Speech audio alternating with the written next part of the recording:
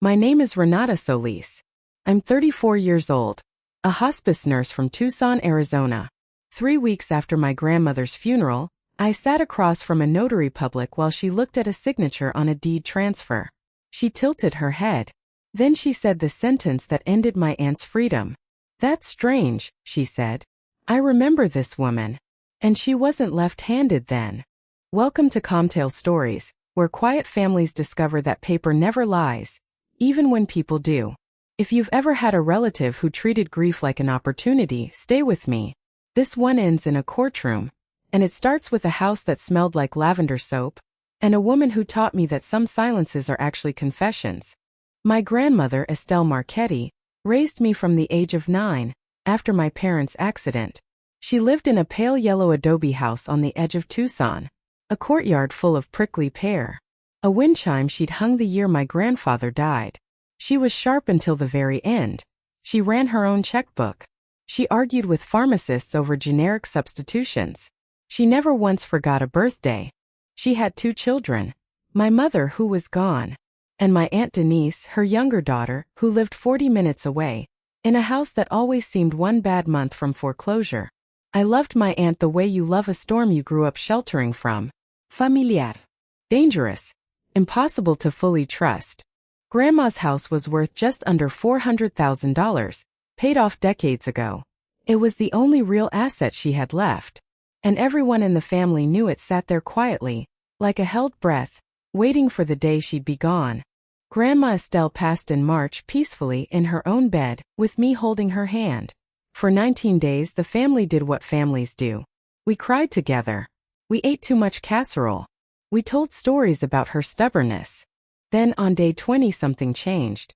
My cousin Marcus, Denise's son, mentioned something at a gas station that he clearly wasn't supposed to mention.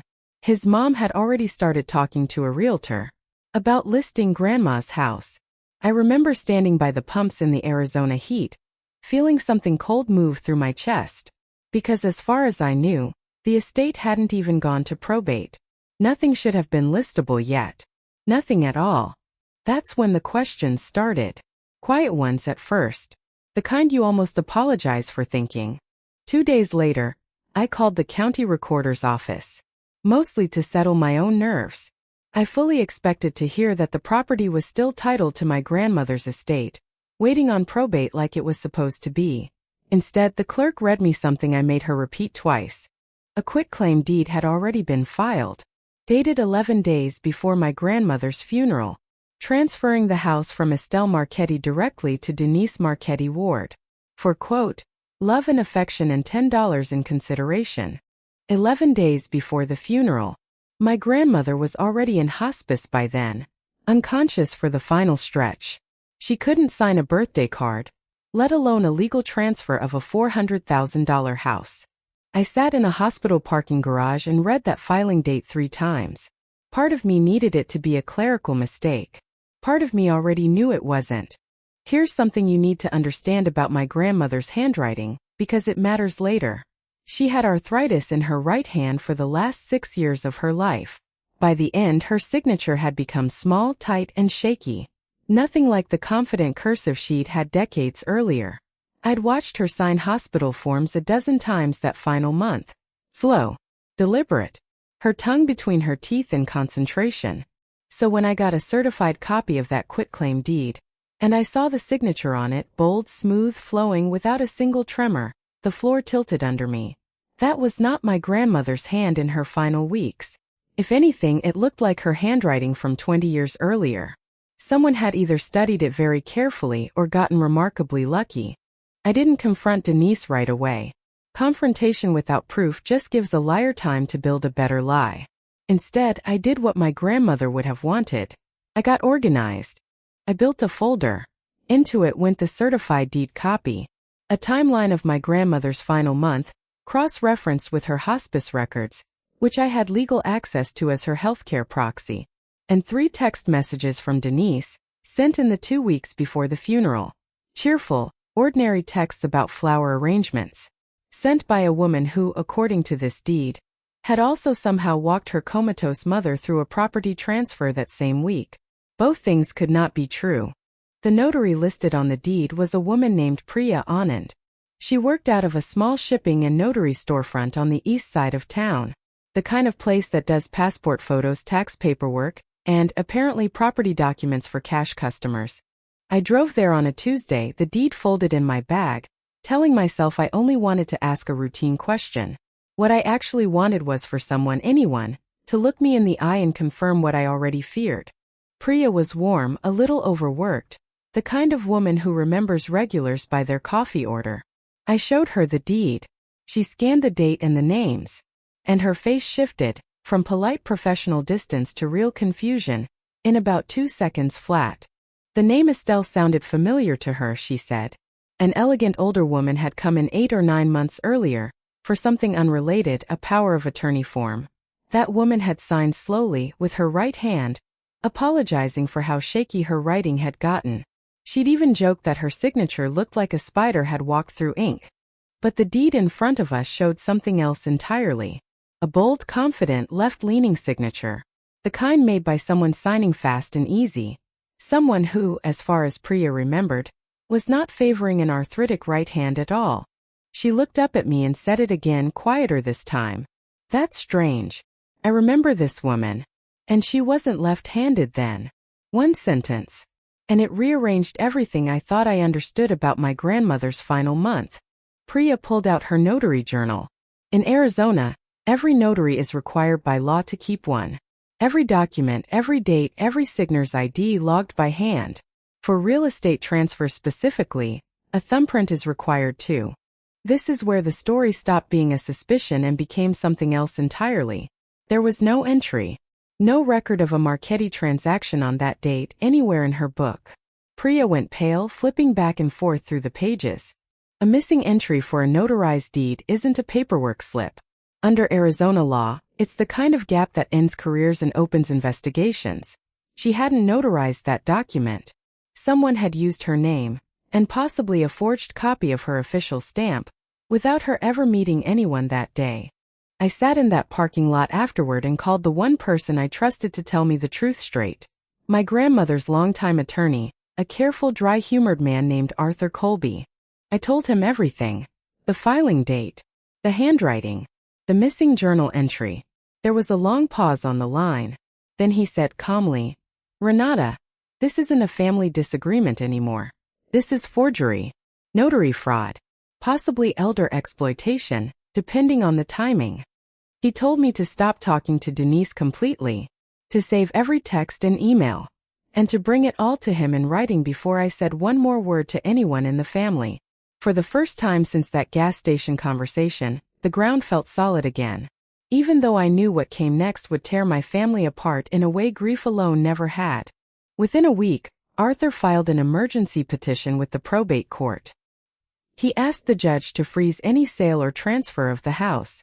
He also requested a handwriting analysis and a subpoena for Priya's notary records and her bonding insurance file.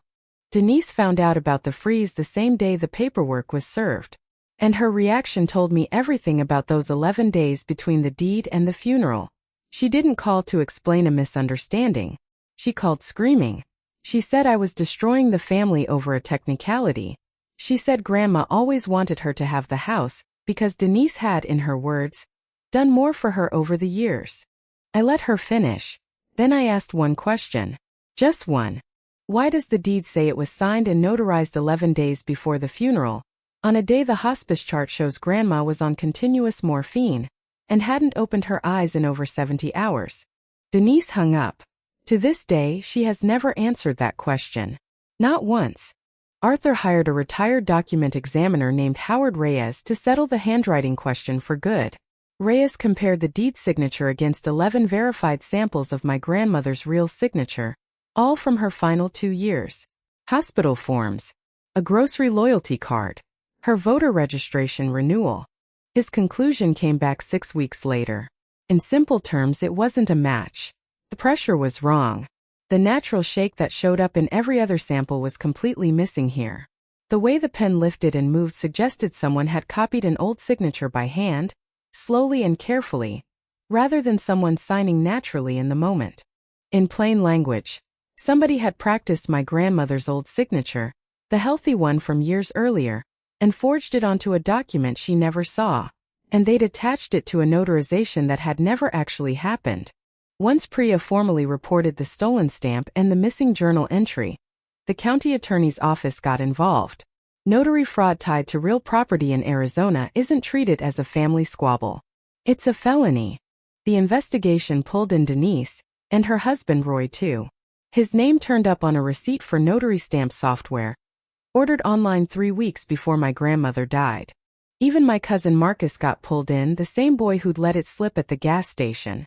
He ended up testifying that he'd overheard his parents at their kitchen table, talking about getting the paperwork sorted before Grandma passes, so nobody makes it complicated later.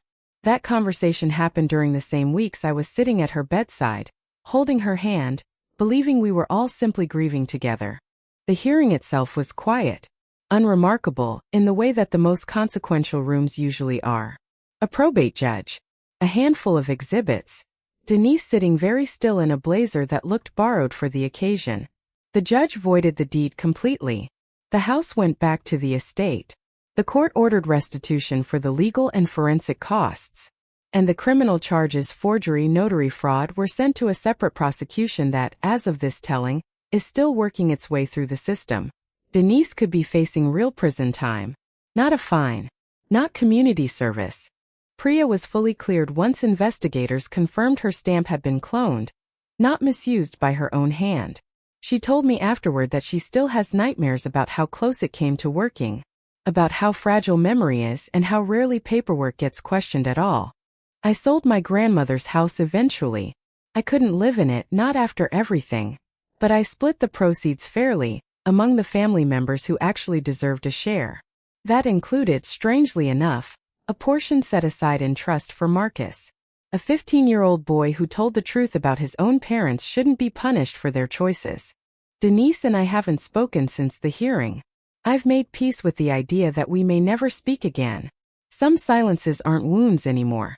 They're just an accurate description of where two people stand.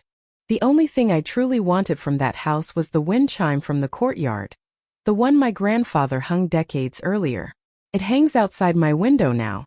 Some mornings when it moves in the wind, I think about a small notary storefront on the east side of town, and a woman named Priya, who looked at a signature and simply refused to let her memory get overwritten by someone else's convenient lie. If this story reminded you that paperwork can be the quietest kind of proof there is, subscribe to Comtail Stories. Every week, we uncover real accounts of families discovering the truth buried under paperwork nobody thought to question. And next time, the deception starts somewhere you'd never expect. A life insurance policy signed in a hospital hallway, and a beneficiary who never should have known it existed.